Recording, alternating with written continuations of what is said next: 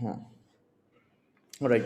Today we're starting off with state and social policy as an influence on family. This is page number 100 from our Cambridge endorsed book.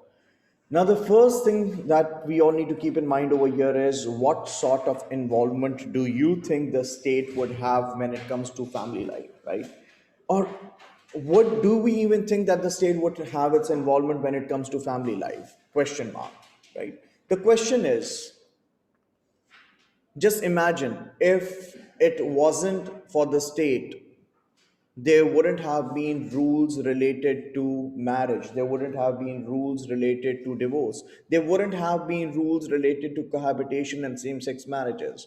Now, in other words, the state or the policymakers do have their involvement when it comes to the family life and family structures. The state and social policy, as this says, as an influence on family life. Now, the state helps in terms of legalizing the norms. When we talk about legalizing norms, the rules and regulations, the values, the customs, the traditions people hold, they all have to do, or they all, to some extent or the other, have their involvement with the state, because it's the state that legalizes us, that legalizes things. Why is it that cohabitation is not allowed in Pakistan and cohabitation is allowed in the UK? Guess what? Because our state does not allow that. Moving on. Number two, we speak about moral values that shape ideas about what a family is and should be, what it does and should do, and what it should do or shouldn't do. So the first thing that we all need to keep in mind is when we talk about the state's involvement, the state does play its role in terms of legalizing norms. Norms, my dear, comes from the word normal, an act that is accepted in a society at a particular time, place, and situation. Number two, we speak about moral values as we refer to moral values over here. Moral, or the word morality, morality comes with the idea that individuals should be able to differentiate between what is right and what is wrong. Now, to start off with, when we talk about family life, or as we talk about family life, we need to keep in mind that family is a public institution as well as a private institution, both at the same time. Why is it that a family is referred to as a public institution, or why is it that a family is referred to as a private institution? As we refer to family as a public institution, like I said, you cannot just allow people to go about doing whatever they feel like doing. There are certain rules and regulations that have to be there. If these rules and regulations wouldn't be there, don't you think it would be problematic for the society to run or operate as a whole? It would, right? Moving on. At the same time, family is also referred to as a private institution. Why is it that a family is referred to as a private institution? That is because there are certain things family members or a particular family wouldn't really allow or wouldn't really want the state's involvement in, right? So we talking about the family being a public institution as well as a private institution, both at the same time. As we refer to the family as a public institution, the rules and regulations that regulate family life and structures of family. And as we refer to family as a private institution, domestic household responsibilities like who does dishes at home, who changes kids' diapers, who is the one makes decisions, who is the one who earns money and who doesn't. Is it a dual worker household or is it a single worker household? So on and so forth. Now, having a look at a book, this says, in other words, families are influenced and shaped by a family ideology. This ideology defines the family as both a public institution supported by the government and private institution where family members should be left alone to work out their relationship. I mean, the state, it wouldn't really make any sense for the state to have its involvement in every single thing that is happening at home. घर में कौन बर्तन धो रहा है कौन नहीं धो रहा उसमें स्टेट की कोई इन्वॉल्वमेंट नहीं होनी चाहिए. घर के अंदर who makes decisions उसके अंदर स्टेट की इन्वॉल्वमेंट नहीं होनी चाहिए. Do we get this? Now, once we sorted with this, we initially spoke about how it is the regulation of norms or legalizing of norms that has to be taken care of. Number two, morality. And then we moved on, we spoke about how the state could be a public and a private institution both at the same time. Now, once done with this, let's do one thing. Let's talk about the different sociological perspectives on what they have to say about the state of about the role of the state when it comes to family life, the role of the state when it comes to family life. There are four perspectives that we have over here. We'd initially speak about the functionist perspective, followed by the new right perspective, the Marxist perspective, and the feminist perspective. Getting started with this, let's remind ourselves about what functionalism is. Remember, functionalism is one of the oldest school of thought, one of the oldest sociological perspective. Functionalists believe the society comprises of different structures, and all of these structures have an important role to play when it comes to benefiting the society.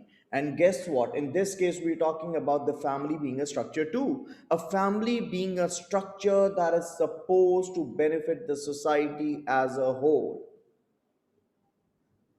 Now, moving ahead, to start off with, when we speak about functionalism, according to traditional functionalists, they stress the role family plays in terms of maintaining social order in a society. Family is considered to be an institution that socializes children, that helps children acclimatize, that helps children adapt to societal norms and values. And while doing so, you're actually helping maintain social order in the society. Get it? The family group performs certain essential functions for both the individuals and wider society, which makes it crucial to any social system.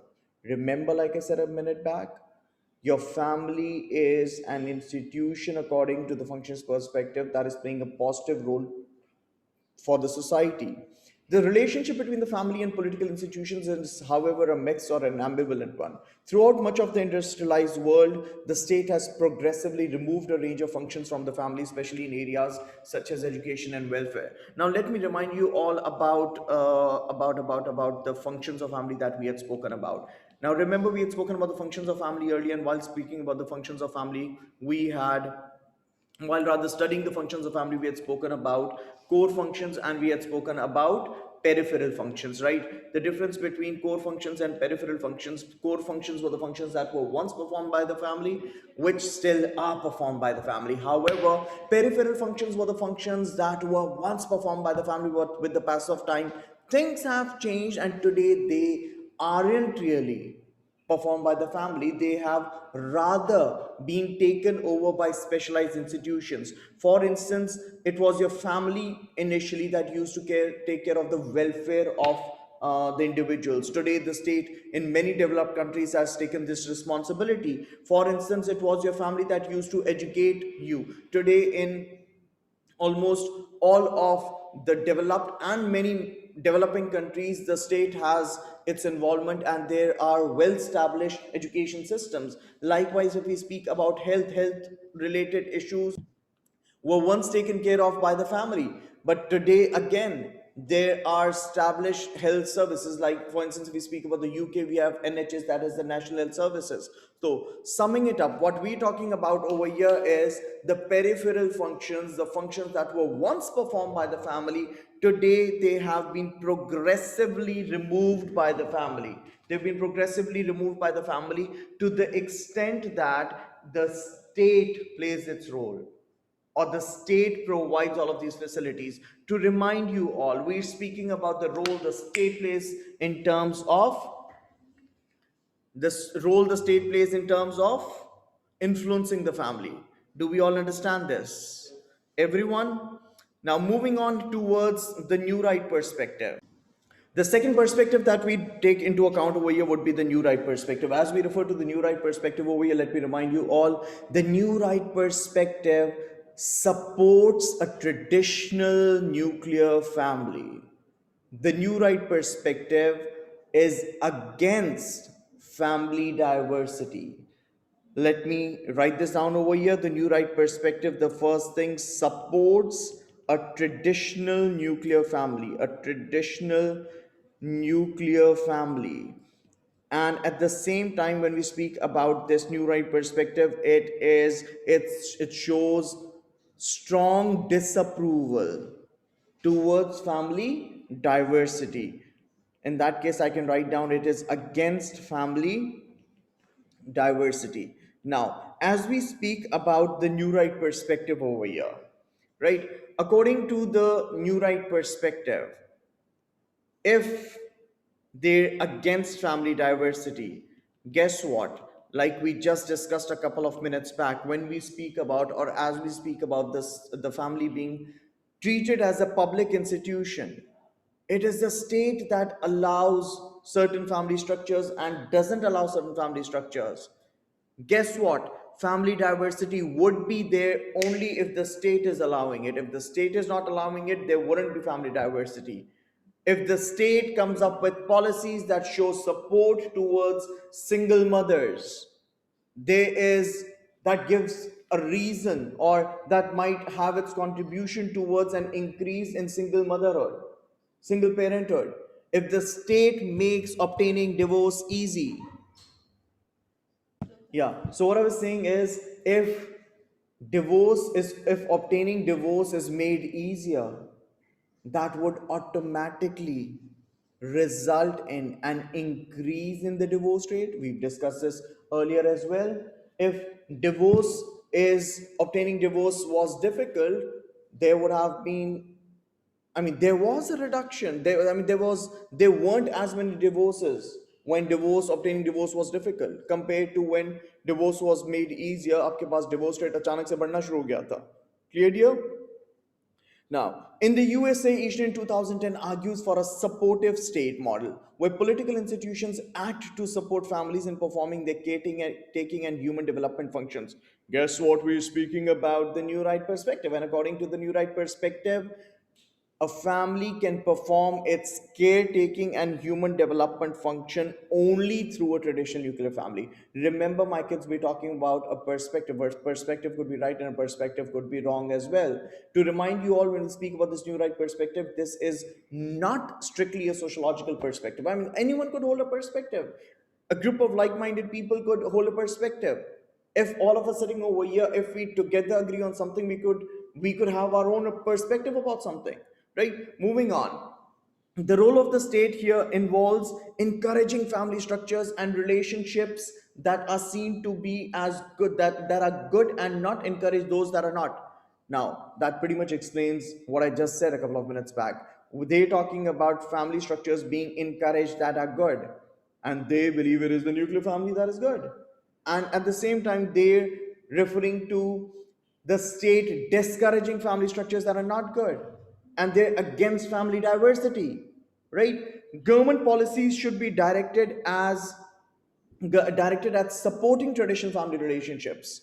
According to Neil in 2000, notes that this involves stable family relationship created within married, heterosexual, dual parent, nuclear families. Bang, there they go. This is what we were speaking about. Clear, dear? Do we proceed? Now, these structures are seen as providing emotional and psychological benefits to all family members. At the same time, personal and social responsibilities are created which benefit society in general. Children are given clear moral and behavioral guidance, which makes them less likely to engage in deviant behavior. Right now, a traditional nuclear family, according to the New Right perspective, helps parents socialize their children the way they're supposed to be socialized. Any form of family structure except a nuclear family, according to the new right perspective, doesn't really allow children to be socialized the way they actually should be socialized. For instance, if we speak about a single parent family, according to the new right perspective, usually leads to inadequate socialization. And inadequate socialization leads to there being more chances of children being involved into deviant behaviors initially and leading to criminality. Look at the link these new right perspective have to form over here.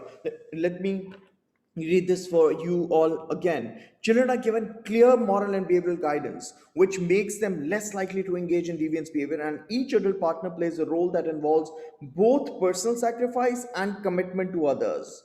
Get it? It involves both personal sacrifice and commitment to others. In that case, like I said, should single parenthood be allowed according to the new right perspective? No, certainly not. Right? From the new right perspective, family structures and relationships such as single parenthood can only keep going with government support. something that encourages a dependency culture. Now, what sort of dependency culture are we referring to over here? Now, if the state has, or if the state comes up with policies that support single parent families, that would result in an increase in single parenthood at the cost of what? At the cost of the taxpayers' money. Taxpayers pay money so that they could benefit out of the society, so that they could have more facilities, and they wouldn't really like the idea of their hard earned money being spent on policies, by being spent on single mothers or single parents, right? A dependency culture. You know what? There are many sociological commentators that believe that single mothers don't really have a very, I mean, they don't really come from a high socioeconomic status as well. And the reason beyond that is they are left with two options. Option one, to leave home and work and earn. In that case, they might risk their child's socialization. Option two, they might stay back home and look after the child. If they're staying back home and looking after the child, they'd have to be dependent on the money that the state offers them. And in that case, that isn't really allowed. Of course, if the state is paying you money, the state wouldn't pay you so much of money to live a lavish upper middle class lifestyle. I hope everyone gets this. Moving on. From the new right perspective, family structures and relationships such as single parenthood can only keep going with government support, something that encourages a dependency culture. Single parenthood, therefore, they considered both wrong and unproductive. It is seen as producing poorly socialized, dysfunctional children, like I said, through inadequate socialization. Children who go on to live adult lives dependent on state benefits, crime, or both. I hope that is clear. We just spoke about the functionist perspective and the new right perspective in terms of the involvement the state has when it comes to family life. So moving on towards the Marxist perspective over here, Marxism and feminism, they both are conflict perspectives. Marxists believe there is a conflict between the bourgeois and the proletariats, and feminists believe there is a conflict between men and women in the society. Conflict perspectives such as Marxism and feminism take more critical approach to the relationship between the family and the state. Marxism focuses on relating what the state does through socialization to how it benefits the powerful group. Now, for instance, like we've discussed earlier, according to the Marxist perspective, a bourgeois or the rich elite class, they'd always want continuous production of labor force. A factory or manufacturing unit, you can make it operates only when you have employees there, you have workers there, and this non-stop provision of these future generation workforce, this is provided to you by a proletariat's family. Now, there are many students who come up saying over here, it doesn't necessarily mean that a proletariat's family, a child from a proletariat's family would end up being a proletariat. I know that doesn't, it isn't always like that. However, if you have a look at the statistics, in many cases, majority cases, that is how things are like, right? Marxism focuses on relating what the family does, such as socialization and how it benefits powerful group. For example, how the ruling class benefits from free family services. This is what we're talking about. Free family services such as bearing the cost of raising children. I had mentioned this in the last class as well. When you're dependent, when you cannot earn money, you're dependent on your family, and the moment you're qualified enough and you are good to work and earn money, what the bourgeois do is they start maintaining you.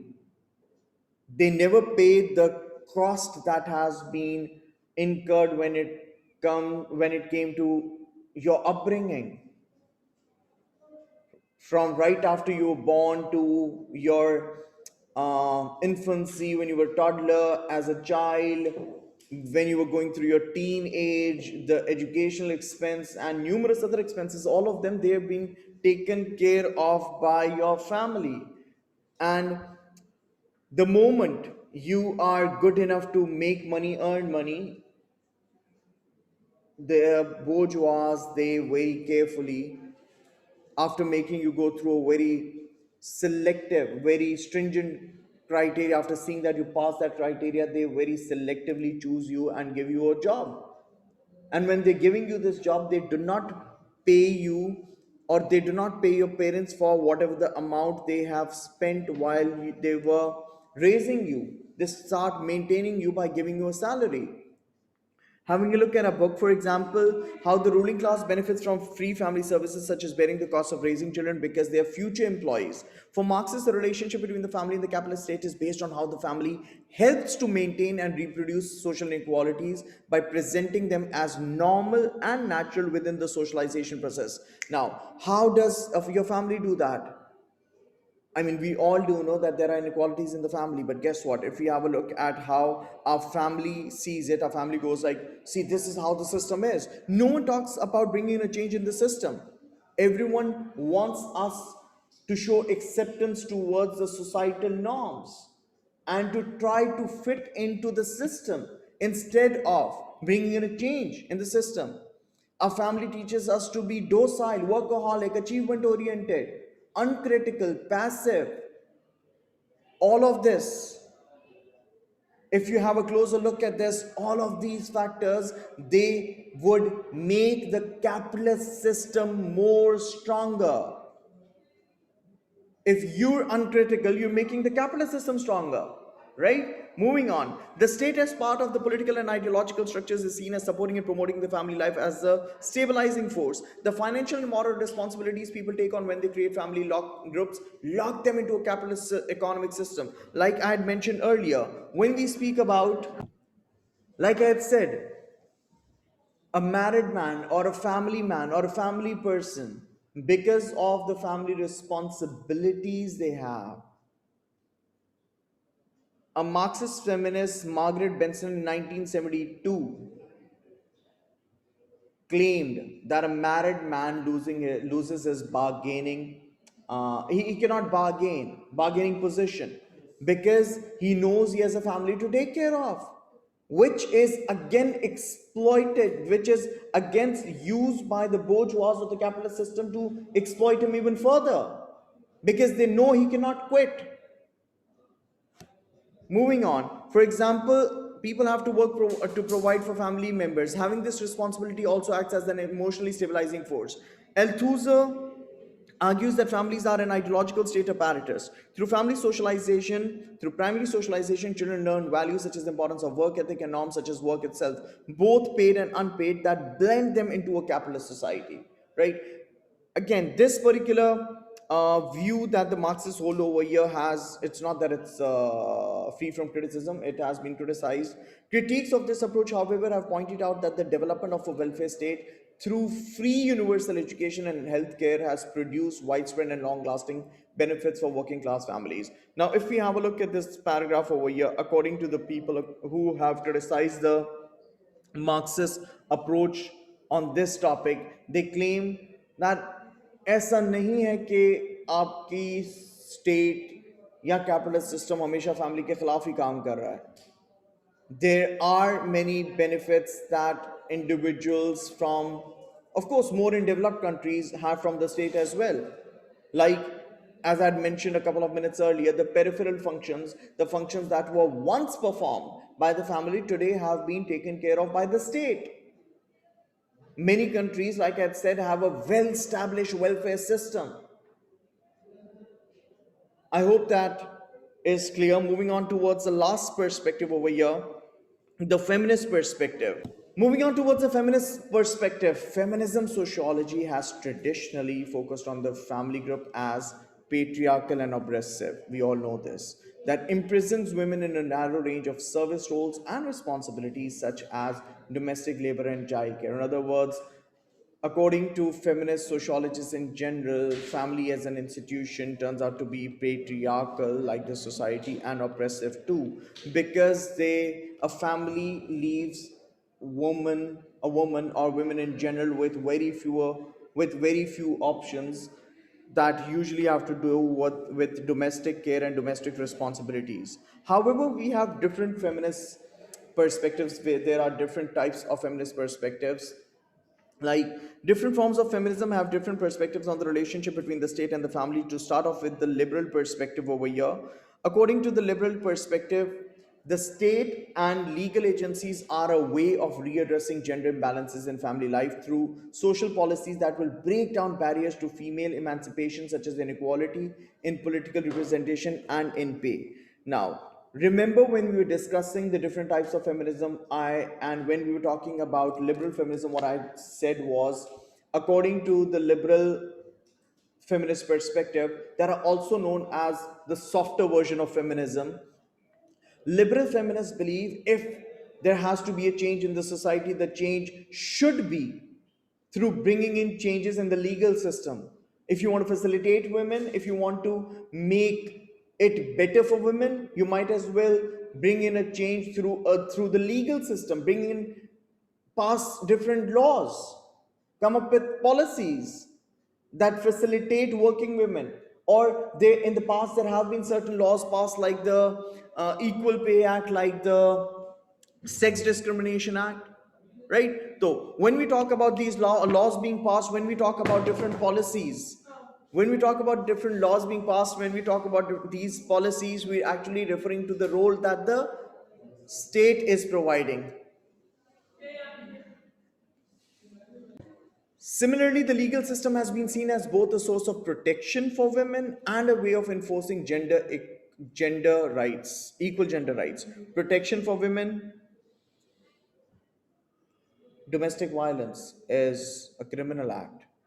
Enforcing equal gender rights, making sure that the laws such as the Sex Discrimination Act, people do follow it, right? Liberal feminists have also looked at how the state recognizes dual roles of females as both family carers and paid employees. Policies include the development of nursery, schooling, and childcare facilities that allow women to both work and have family responsibilities, like I just said. The relationship between the family and the state in contemporary democratic societies is therefore a complex one. It's not as simple as people think it is. There are ideological beliefs about the desirability of particular family forms, especially the nuclear family. Like I said, if you talk about the new right perspective or you refer to the traditional functions perspective, they both support a traditional nuclear family. But states also generally try not to get involved or intervene directly into the private life. Like I had said right at the beginning, the state, no one would want the state to give them directions over what has to be cooked and by whom, and who does dishes and who mops and who cleans and whatnot directly in the private life of their family, except in special circumstances such as domestic violence and child abuse. Where states do intervene, they may try to impose a particular family form from above, such as if we speak about China. China had this one child policy and may treat different sections of the population differently. Now, this was a quick little uh, class on the involvement that the state has when it comes to family life. We initially spoke about the role of the role that, or we initially spoke about how the family is a public institution and a private institution. We went on to speak about four different perspectives on this. To start off with the functionist perspective, the new right perspective, the Marxist perspective, and the feminist perspective. That is pretty much it for today. Take care of yourselves, and I hope that helps.